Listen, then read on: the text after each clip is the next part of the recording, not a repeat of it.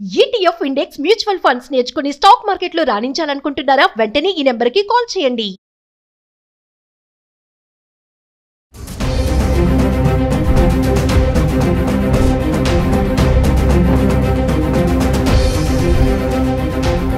Hi hello namaste, welcome back to Suman TV. ప్రస్తుతం మనతో పాటు ఉన్నారు consumers welfare committee chairman Mandadi Krishnareddy garu. సార్తో మాట్లాడదాం. నమస్తే సార్. నమస్కారం అమ్మా. సార్, బంగారం రేట్ చూసుకుంటే మరి కొంచెం తగ్గిందని ఆనందపడాలా, రేపు మళ్ళీ పెరుగుతుంది అని భయపడాలంటే ఇలానే ఉంటుందా సార్? హెచ్చు తగ్గులుగానే ఉంటుందంటారా? మరి కొంతమంది 1,00,000 వరకు వెళ్ళిపోతుంది బంగారం ధర అని చెప్తున్నారు. బంగారాన్ని గురించి ఎప్పుడు ఏ జ్యోతిష్కుడు కానీ, ఏ ప్రధానమంత్రి కానీ, ఏ పొలిటీషియన్ కానీ, లేకపోతే ఏ వ్యాపారస్తుడు కానీ ఖచ్చితంగా దీని రేటు ఇంతే ఉంటుంది, ఇలాగే స్థిరంగా ఉంటుంది, లేకపోతే ఇంత పెరుగుతుంది, ఈనాళ్ళకి ఇంత పెరుగుతుంది, ఈ సంవత్సరానికి ఇంత రీచ్ అవుతుంది అని గ్యారంటీ ఇవ్వగలిగేవాడు ఎవ్వరూ లేరు. ఎందుకంటే ఇది ఏ ఒక్కరి చేతిలో ఉండదు. మొత్తం ప్రపంచానికి సంబంధించిన అన్ని దేశాల లోపల ఎక్కడ ఒక్క దేశం మీద జరిగిన ఒక యుద్ధం ఎక్కడైనా ప్రారంభమైనా, లేక ఒక దేశం పతనావస్థకు వచ్చినా దాని ఫలితం బంగారం మీద ఆటోమేటిక్గా పడుతుంది. అలాగే ఇప్పుడు అమెరికాలో ఏమిటంటే మాంద్యం కొంత నడుస్తుంది. అమెరికా మాంద్యం వల్లనే అక్కడ గోల్డ్ రేటు రోజుకు తగ్గడం జరుగుతూ ఉంటుంది.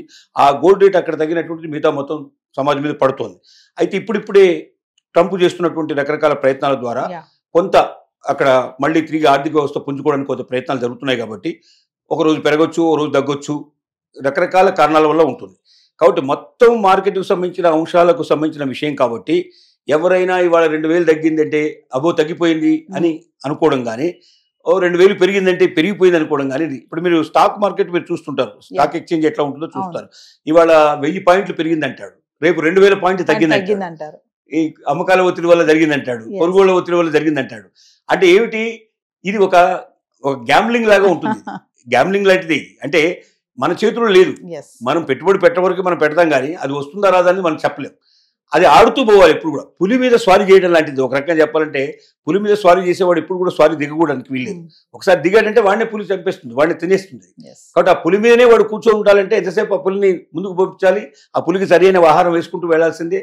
పులి మీదనే కూర్చొని వాడు స్వారీ చేయాలి తప్ప పులి దిగితే మాత్రం వాడు అయిపోతాడు. అలాగే ఇవి కూడా బంగారు వ్యాపారస్తులు ఏం చేస్తారంటే రెగ్యులర్గా వాళ్ళకి ఇదే పని కాబట్టి కొంటూనే ఉంటారు. వాళ్ళు ఇవాళ తగ్గిందని చెప్పి బాగా ఎక్కువ కొనిపెట్టుకోవడం కానీ, లేదా పెరిగిందని తక్కువ చేయడం కానీ చేయరు. వాళ్ళు స్థిరంగా తీసుకెళ్తుంటారు. కొంత పోతుంది, కొన్నిట్లో వస్తుంది. అంటే ఒక తగ్గినప్పుడు తనకు కొంత బెనిఫిట్ జరగవచ్చు, పెరిగినప్పుడు కొంత పోవచ్చు. ఒకసారి తక్కువలో కొనుక్కున్నప్పుడు ఎక్కువ అమ్మితే లాభం వస్తుంది, కానీ ఎక్కువలో కొనుక్కొని తక్కువ అమ్మాల్సిన పరిస్థితి ఏర్పడితే నష్టం వస్తుంది. నష్టానికి లాభానికి దేనికైనా సిద్ధపడేవాడు వ్యాపారస్తుడు కాబట్టి వాళ్ళకి రెగ్యులర్ చేస్తారు. కాబట్టి డెఫినెట్గా ఎప్పుడు కొంతకాలం నష్టమైనా కొంతకాలం లాభం ఉంటుంది. కాబట్టి సహజంగా వాళ్ళు ఎప్పుడు బ్యాలెన్స్డ్గా ఉంటారు.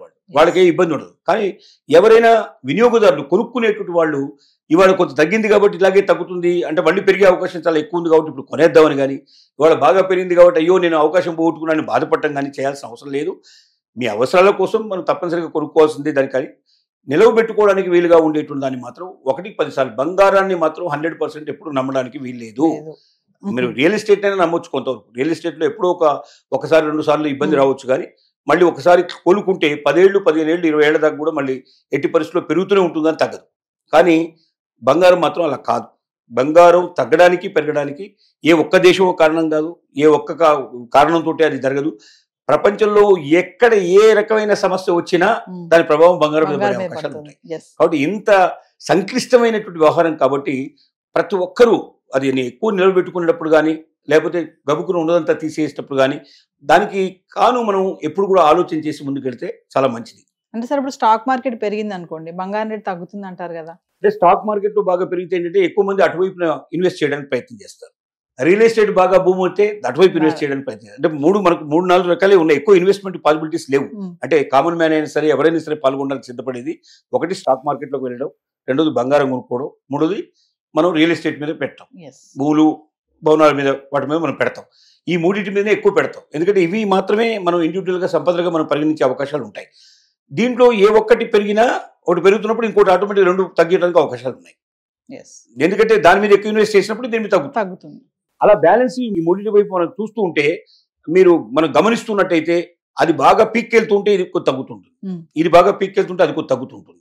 ఇది ఇలా బ్యాలెన్స్ చేసుకుంటూ వెళ్తుంది. ట్రంప్ చూసుకుంటే ట్యాక్స్ దాన్ని బట్టి కూడా బంగారం రేట్ మీద ఏమంటే ఇంపాక్ట్ పడుతుంది అంటే కొంత పడడానికి అవకాశం ఉంది. ఎందుకంటే ఇప్పుడు అక్కడ అమెరికా ఎంత ధనవంత దేశం అవుతూ ఉంటే అప్పులు ఎంత తక్కువగా వాళ్ళు అప్పులు మొత్తం తీర్చేసుకుంటూ పోయినట్టయితే అది సంపన్నమైన దేశం అయినప్పుడు డెఫినెట్గా దాని ఇంపాక్ట్ డాలర్ మీద ఉంటుంది. డాలర్ మీద ఇంపాక్ట్ అయినప్పుడు గోల్డ్ మీద ఉంటుంది. గోల్డ్ మీద ఉన్నప్పుడు మనకు ఆటోమేటిక్గా దాని ప్రభావం మనకు కనపడుతుంది. సో ఏదేమైనా బంగారం ఒకరోజు తగ్గింది అంటే తగ్గిపోయింది అనుకోవడానికి లేదు. రేపు మళ్ళీ పెరగొచ్చు, ఎల్లుండి మళ్ళీ తగ్గొచ్చు అంటారు. ఎవ్వరు కూడా దాన్ని స్థిరంగా భావించకూడదు. ఇది ఒక జూదం లాంటిది. అది పోతూ ఉంటుంది, వస్తూ ఉంటుంది, పోతుంటూ వస్తుంటుంది.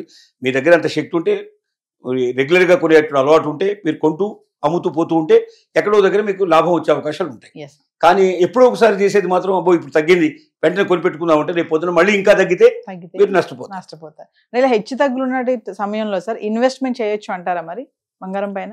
అంటే ఇన్వెస్ట్మెంట్ చేయడానికి అదే అంటున్నాం. ఇప్పుడు మనం కామన్ మ్యాన్ గా ఉండేవాళ్ళు కానీ మధ్యతరగతి వాళ్ళు కానీ సహజంగా వాళ్ళ అవసరాలకు మొత్తం కొనుక్కుంటారు తప్ప వాళ్ళు దీన్ని ఇన్వెస్ట్మెంట్ కింద చేసి వాళ్ళు కొనరు.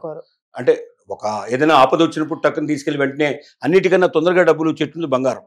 మిగతా ఏది భూములు అమ్మాలన్నా టైం పడుతుంది. స్టాక్ ఎక్స్చేంజ్ లో కూడా మీకు వెంటనే డబ్బులు వస్తాయి కానీ ఎక్కువ వస్తాయని చెప్పడానికి వీలు పడదు. ఆ రోజున స్టాక్ ఎక్స్చేంజ్ పొజిషన్ ఎట్లా ఉంటే దాని ప్రకారం వస్తాయి మనకు. బంగారం కూడా అదే, ఆ రోజున ఏ రేట్ ఉంటే ఆ రేట్ ప్రకారం మనకు వస్తాయి. అయితే ఇదేంటంటే అది స్టాక్ ఎక్స్చేంజ్ అని ఎవరో వాళ్ళు మనం డిమార్ట్ అకౌంట్ మనకు లేకపోయినట్టయితే, డిమాట్ లేకపోయినట్టయితే ఎవరో ఒక బ్రోకర్ని పట్టుకొని అతని ద్వారా చేయాలి, అతను అమ్మి మళ్ళీ మనకు డబ్బులు ఇవ్వాలి. ఓ రోజు 2 రోజులు 3 రోజులు టైం పట్టే అవకాశాలు ఉంటాయి దాంట్లో. డిమాట్ ఉన్నవాడు డైరెక్ట్గా ఒకేసారి అప్పటికప్పుడే అమ్ముకోవచ్చు, అప్పటికప్పుడే కొనుక్కోవచ్చు. బట్ బంగారం ఏంటంటే కామన్ మ్యాన్ కూడా, అంటే ఇవన్నీ ఏ వ్యవహారాలు తెలియని వాళ్ళు కూడా, చివరికి ఒక చదువురానటువంటి ఒక స్త్రీ మామూలుగా గృహిణి కూడా టక్కున తన బంగారం తీసి ఏ బ్యాంకులోనో లేకపోతే ముత్తూట్ ఫైనాన్స్ లాంటి ఏదో ప్రైవేట్ ఫైనాన్స్ కంపెనీలు ఏవైతే ఉన్నాయో అక్కడికి వెళ్ళి పెట్టేస్తే కొంతమంది 3 నిమిషాల్లో ఇస్తాను, కొంతమంది 3 సెకండ్లో ఇస్తారని చెప్పి ఈ మధ్య ప్రకటనలు మనం చూస్తూ ఉంటాం. వాళ్ళు ఇంటికే వచ్చి ఇప్పుడు తీసుకెళ్తున్నారు. మనం వెళ్ళాల్సిన అవసరం లేదు షాప్ దాకా. మనం ఫోన్ చేస్తే ఇంటికి వచ్చేసి తక్కువ 5 నిమిషాల్లో మనకు మన దగ్గర బంగారం తీసేసుకుని వెంటనే వాళ్ళు మనకు డబ్బులు ఇచ్చేస్తారు. అంటే ఇంత తొందరగా మారకం చేసి, ఇంత తొందరగా తాకట్టు పెట్టి, ఇంత తొందరగా డబ్బు తీసుకోగలిగే అవకాశం బంగారానికి మాత్రమే ఉంది. అంటే మనకు ఏ సమస్య వచ్చినా, సపోజ్ మనం అనుకోకుండా ఏదైనా యాక్సిడెంట్ జరిగింది, పేషెంట్గా మన వాళ్ళు ఎవరైనా హాస్పిటల్లో జాయిన్ అయ్యారు, వెంటనే డబ్బు కట్టాలి. అప్పుడు మనకి అక్కడ ఇక్కడ అప్పు దుక్కని పరిస్థితి ఏర్పడితే టక్కున గోల్డ్ తీసుకెళ్లి పెట్టడానికి అవకాశం. అంటే ఇది ఒక మనకు అత్యవసర సమయాల్లో కూడా మనకు డబ్బుని పుట్టించగలిగే శక్తి, మన అవసరాలు తీర్చగలిగే శక్తి బంగారానికి ఉంది. కాబట్టి అవకాశం ఉన్న వాళ్ళు బంగారాన్ని ఎంత వేలైతే అంత నిలవబెట్టుకోవడంలో తప్పు లేదు. కానీ అప్పులు చేసి మళ్ళీ దానికోసం కూడా వడ్డీలు కట్టుకుంటూ మీరు ఆ బంగారాన్ని పెడితే దానివల్ల ఏం లాభం? మీరు అమ్మినప్పుడు మీకు మీ అప్పులకు సరిపోని పరిస్థితి ఉండదు. దాంట్లో సగం డబ్బులే వచ్చి మీరు అప్పులే మీ మీద కూర్చునే అవకాశం ఉంటుంది. కాబట్టి అప్పుల కోసం, గొప్పల కోసం మాత్రం బంగారాని కోసం వెళ్ళకండి. అవకాశం ఉండి పరిస్థితి ఉంటే మాత్రం బంగారం తీసుకోండి. బంగారం తగ్గిందని ఆశపడటం కానీ, పెరిగిందని బాధపడటం కానీ రెండు చేయాల్సిన అవసరం లేదు. బంగారం పెరుగుతుంటుంది, తగ్గుతుంటుంది, మళ్ళీ వెనక్కి రావడానికి కూడా పాసిబిలిటీ ఉంది. ఏదైనా అనుకోని క్రైసిస్ మొత్తం వరల్డ్లో వచ్చినట్టయితే టోటల్గా బంగారం అసలు మళ్ళీ చాలా తక్కువ స్థాయికి కూడా వచ్చే అవకాశం ఉంటుంది. లేదా అసలు మనం ఊహించడానికి అంత స్థాయికి వెళ్ళడానికి అవకాశం ఉంటుంది. ఇది ఊహాజనితమైన, ఏది ఊహలకు అందనటువంటిది బంగారం. కాబట్టి దాని మీద ఎవరైనా ఏదైనా అంచనాలకు వెళితే ఆ అంచనాలకు తప్పడం ఖాయమని మాత్రం ఖచ్చితంగా చెప్పగలం. నమస్తే సార్.